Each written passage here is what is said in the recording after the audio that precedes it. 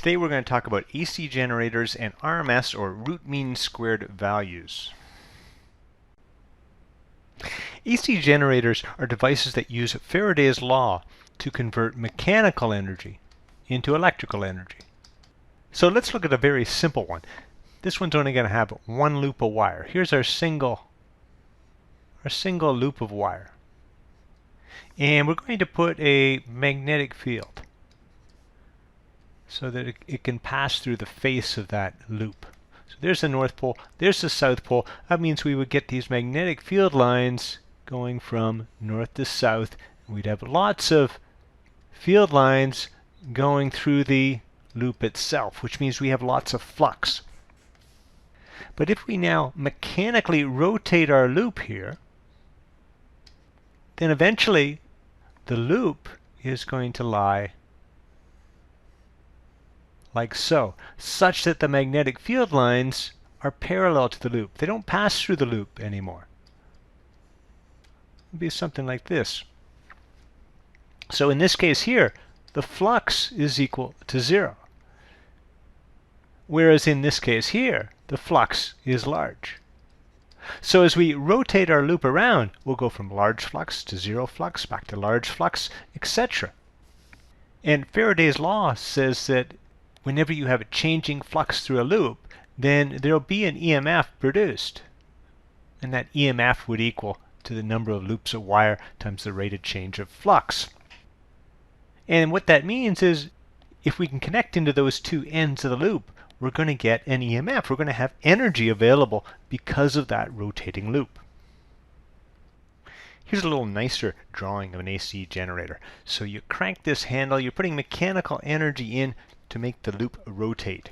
The flux through the loop is changing all the time, and that produces an EMF, which means you're going to have a voltage across these two rods here that are attached to the loop. Those rods have rings attached with them, and the rings are rotating with the rods and with the loop.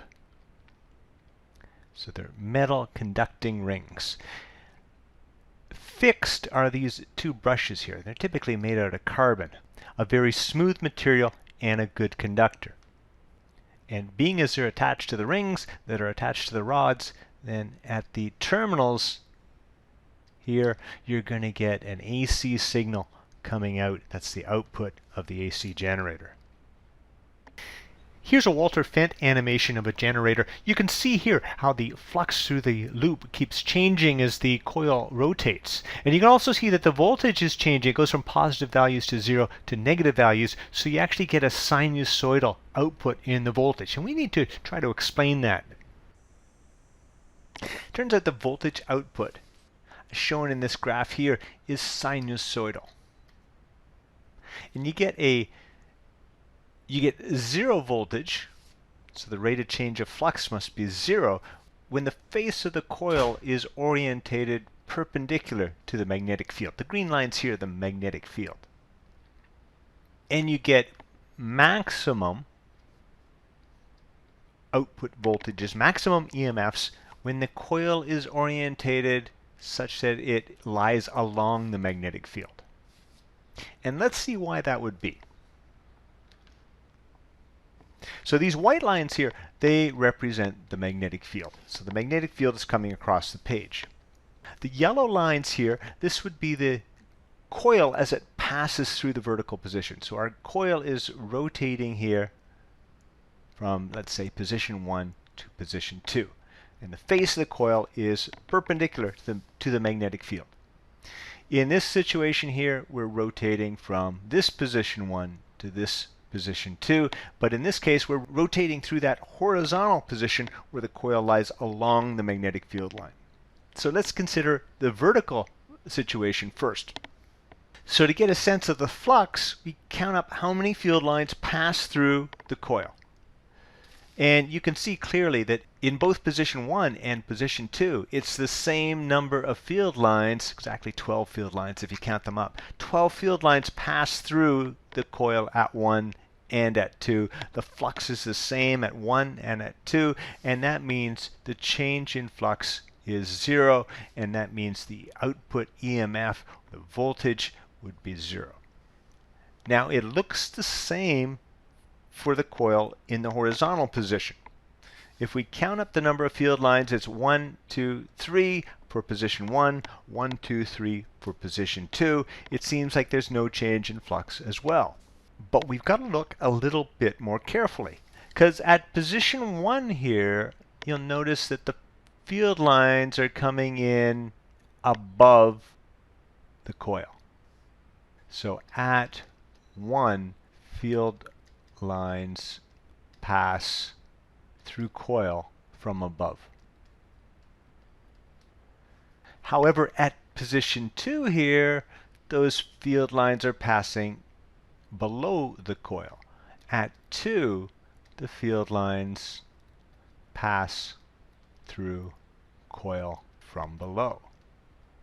So the field lines are passing through the coil from the opposite side. It's kind of like having a stationary coil, but changing the direction of the magnetic field so it passes from one side and then the other.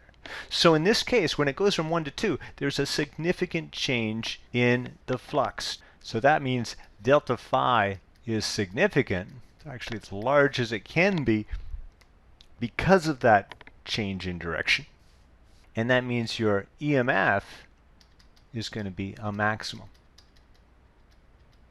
At least the magnitude of the EMF will be a maximum. So what I'd like to do now is to apply Faraday's law and see if we can work out what the maximum EMF produced by one of these rotating coils would be. So let's suppose this is the side of our coil, and let's have it, say, rotating this way, and we'll have the magnetic field. And we'll have the magnetic field, say, coming across the page like so. Then we can define a vector here, perpendicular to the face of the loop.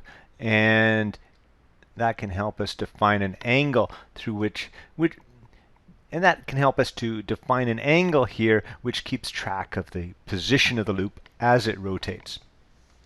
So our flux would be equal to that magnetic field times the area of the loop times the cos of that angle theta. It's only the component of the B field perpendicular to the loop that contributes to flux. And then we might write that as B times A times the cos of 2 pi over the period times t. And you can see the argument here is going to work, because when the time is equal to the period, we'll get an argument of 2 pi, which means that we've completed one full cycle. And I don't like writing 2 pi over t all the time, so I'm going to write that in terms of the angular velocity omega. So that means our flux will equal B times A times the cos of omega t. Okay, next step. Let's look for that EMF. By Faraday's law, it's supposed to equal the negative of the number of turns a loop times the rate of change of flux. So I'm going to write that as a derivative. So delta phi delta t. And then I'll put in my expression here for the flux. That's the BA cos omega t. And most of you know the derivative of the cosine function. It's the negative sine function. And the B here, well, that's a constant. The area of the loop, that's constant. So I can just bring those outside. I'll get negative NBA times the negative of sine omega t. And then you've got to use the chain rule and take the derivative of the argument, which will just be omega. So we end up there with NBA omega sine omega t. And this thing out here, of course, it's the amplitude. So that's going to be the maximum EMF produced, or the maximum output voltage. I like to write it as omega NBA, because that's easy to remember, because it's like the Women's National Basketball Association. So you tell me the rotational rate of a coil of wire, its number of loops, the magnetic field that it's in, and the area of that coil, and I'll tell you what's the maximum EMF that generator can produce. So what you're seeing in this first graph here is just that omega NBA sine omega t. And this here would be that peak voltage omega NBA. Below that, I've drawn a current versus time graph. And what I knew here was that current is proportional to voltage, at least if you have a constant resistance. So my current versus time graph has to have the same shape. It has to be exactly be aligned with this voltage graph. So now I've got voltage and current. And what I'm really interested in for a generator is what power does it deliver? But because the power is going to be changing all the time, it's really the average power that I'm really interested in. So what I'm going to do here is if I take, say, at a certain time, I take a value for the current, and at that same time, I take the value for the voltage, and then I multiply those two together, I'm going to get a power value. And I think you can see that if I multiply those all together, I'm going to get a curve that looks about like this. Not very smoothly drawn, but that's the basic shape. And here in this region, we're multiplying two negatives together, so we do get a positive. So my power curve would look like this. And what I'm really interested in is a value somewhere in around here, which would tell me the average power. That's what I'd like to have. The basic shape of this curve has to be sine squared because, well, this is a sine curve and we're multiplying it by a sine curve, so this has got to be a sine squared curve. So what we really need is the average value of sine squared over a cycle. And that's pretty easy to work out. Do you remember that old trig identity? Sine squared theta plus cos squared theta equals to 1? Well, of course, sine squared theta and cos squared theta, they have exactly the same shape. They're just kind of shifted over from one another. So they have to have the same average value. So if we've got the same average value for both of these and they add up to 1, so sine squared theta average over a cycle is going to be 1/2. And what that means is my average power produced by my generator is just going to equal this peak power divided by 2. So let's write that down again, that the average power in AC will equal the peak power divided by 2. Now, when we were studying DC, we had a nice little equation for power. P equals V times I. We'd like to have a similar equation for AC. In fact, we'd like it to have exactly the same form. What we're going to have for AC is, well, it's an average power now, and we're going to multiply a V, what we call root mean squared, times an R root mean squared. And these root mean squared values are going to be such that these two equations in AC and DC have exactly the same form. So to get a power, we're going to multiply a voltage. So to get a power in AC, we still want to multiply a voltage times a current.